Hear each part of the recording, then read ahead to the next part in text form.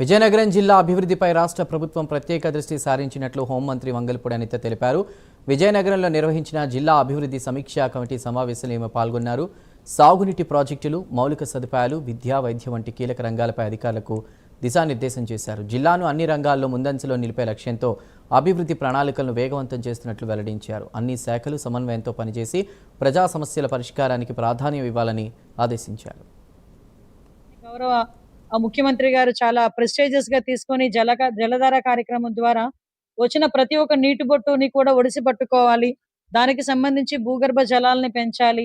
మనకి వ్యవసాయానికి కానీ రేపు పొద్దున తాగునీటికి కానీ ఎటువంటి ఇబ్బందులు లేకుండా చూసుకోవాలి అనుకునేటప్పుడు కంపల్సరీగా ఇప్పటి వరకు ఇరిగేషన్ ట్యాంక్స్ అన్నిటినీ కూడా మనం డిసిల్టేషన్ చేయాలి అని ఒక మంచి కాన్సెప్ట్ లో పెట్టుకుంటే, ఈ రోజు ముఖ్యంగా మన విజయనగరం జిల్లాలో చూసుకుంటే దగ్గర దగ్గర 8,059 ఎంఐ ట్యాంక్స్ ని మనం ఐడెంటిఫై ఉన్నాయి ఇక్కడ.